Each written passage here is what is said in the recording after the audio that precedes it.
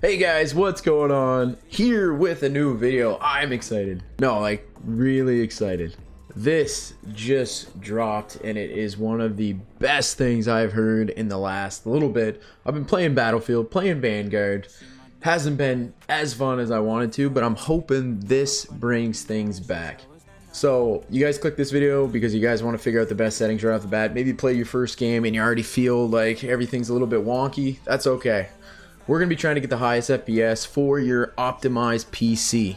Alright, for your controller settings, starting right off the bat, you got to figure out your button layout. So me personally, it's great. We live in 2021 now, going to be 2022 soon, so we actually can just basically map our buttons to whatever we want. When we used to play games back in Halo 3 days, we had to stick with whatever the default was, Southpaw Legacy. There's a few other ones that you could pick from, but this is awesome now. But there's a few things that I want to change and tell you guys to change before you kind of get into the button mapping. So right off the bat, turn that vibration off. There's no need to really have vibration. Maybe if you're playing campaign, that'd be the only thing. Movement and aiming is going to be just a lot of your own personal preferences, okay? So hold the zoom. Back in the day in Halo 3, I used to have it on toggle. Right now, just be based off of playing Warzone and quick scoping and all that stuff, I have hold the zoom on. Hold the sprint, I just have that off. It's just basically like immediately when you click it, it sprints for you, which is great. Movement assisted steering, don't have any of that on. Maintain sprint, I have that on, basically just like tac sprint kind of. Auto clamber on, step jump on, which is great. Just basically when you get to a wall, you kind of jump over it if you just hit it, which is really important. Look acceleration, I play kind of high. I'm playing on 4 right now. I did play a game old time Halo, I really had slow moving. I was kind of chunky back in the day, so I may try 3 or 4. That's just me. Look sensitivity, I have that on 5. Just basically just trying to figure it out once I'm start playing. You can mess around with these. Zoom level 1.4, look sensitivity, I have that at 1. Dead zone, again, it just all depends on your own controller. So this is what I need to put mine on basically so that my controller isn't moving when I'm actually playing without touching anything. Warzone is the same thing. Scuffs have basically a really bad rep for having a lot of stick drift, which is what mine has. So these are my settings right here. Just kind of go through them for you, but this is the important stuff right here. So if you guys are a Warzone player like myself, or you play some Call of Duty, those types of games, this is the way you're going to want to run your controller to make it as easy as possible. Now, if you guys are new and you just played Warzone and now you're jumping in Halo Infinite, this is even going to be better for you. I'm trying to get out of the habit of playing Halo 3 settings because I've been playing Warzone so much, so this is what I've been doing now. So basically I have all these mapped to different things for me and for Warzone. So I got jump there for A, I got crouch or slide, I have that as right push down. Sprint, I have that as my left trigger. Fire weapon, I have that on my right trigger. Use equipment, I have that up on the D-pad. Melee, I have that on B. Throw grenade, I have that left bumper. That used to be left trigger, but now you can zoom in. Halo 3 you couldn't do that, so I have that now on the left bumper, which isn't bad. Reload, I have that on X. Interact, all that good stuff is X as well. There's no like interact tap like with just one in Warzone, like you actually have to hold it, which is kind of brutal unless it's there. If you guys comment down below where it is, but I couldn't find it. Switch weapon, I have Y. Drop weapon, I have the down on the D-pad. Zoom, just like in Call of Duty, I got that on the left trigger. Zoom level, I have that on the right. I don't know exactly how that's gonna work. I might have to sort of like, if I want to zoom in then click down to my right trigger, it might, I don't know. It might not work out for me, but I'm going to try it just because I couldn't really think of any other sort of map location for that button. Basically, all the rest is just in general, it's just going to be to your own liking, but this is definitely the best way for Warzone players to play, in my opinion. So again, display settings are all about optimizing to whatever you can run on your rig. So basically you're just thinking about whatever monitor you have.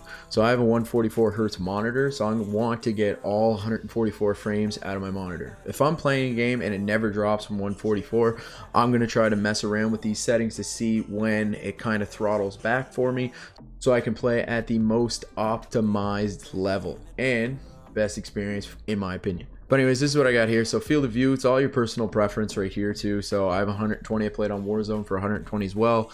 I got my graphics card there. Borderless full screen, I have that checked because I like to stream on the side. And I got 2 monitors. Minimum frame rate I got at 60. Maximum frame rate I have at 144. VSync I just keep off. I keep it off on Warzone as well. Limited inactive frame rate, but I just have that clicked off. Quality is going to be set as custom. You can't do that right off the bat here. Like if you click this, right, you don't have that option. It's just going to come up custom once you start messing around with these. So basically you're going to have your anti-aliasing, you're going to have that on low. You got texture filtering on medium. Ambient occlusion, you have that set to low. You have texture quality. I really didn't find that made a huge difference for my PC. I set that on high. Geometric quality, I have that set at low. Reflections, I have that set to off. Depth of field, again, I have that on low. Shadow quality, also low. Lighting quality, I also have low as well. Volumetric fog quality, I guess you could maybe turn this on if you're playing possibly the campaign to get more of like a cinematic look. But even when I'm playing campaign, I go on a whole different other level. We're just really talking about multiplayer here right now and optimizing for that.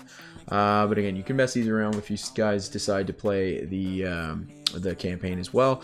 But again, still, if you're going for frames, you really want to destroy some people on campaign, go for it, right? Cloud quality I got on low. Dynamic wind, I just have this off. I really don't understand why it matters that much. Ground cover quality low. Effect quality I got that on low. Deco quality I have that on low. Animation quality also just on auto. Terrain quality I have that on medium. Simulation quality I have that on low. Flocking quality I have that off. Don't really think my computer will optimize the use of this, so I have that on off. These sensory things is just like any other Warzone game. Motion blur, screen shake, that's all stuff that just sort of, if you're trying to be competitive and get as many kills and possibly just have the best experience, you want these turned off for sure. I got exposure set to 100, again full screen effects 100%, speed lines I don't have them on, don't really think they make that much of a difference, and I got sharpening just basically set to what it was as a default. Audio, you guys don't, again, it's all up to your own personal preference. I have A40s as well, so I get my mix amp all figured out too, so this is kind of just all towards me. But yeah, again, I keep music on maybe just a little bit just because of the nostalgia, but that's gonna be me for myself. But anyways, you can mess around with these just based off of when you're playing. So the one thing I would just say about the UI, just for you to actually be able to test how many frames you're getting in each game that you get, is go to the FPS counter, which is in the UI section of this, and just check that on. You can also do your network statics as well. You can see if you're dropping, you know, frames, latency, all that good stuff. You can see that too. So anyways, guys, I hope you guys enjoyed this video. I hope it was helpful. I hope it gives you guys the best settings and the best FPS and the best multiplayer experience. As always, let's play it off with some music. Hey, hey, on the news, Cody got me tripping. Cause the new, walk a roof in his head. Ice, lemonade, my never tripping. Ice, lemonade, my never tripping. On the news, Cody got me tripping. Cause the new, walk a roof in his head. Ice, lemonade, my never tripping.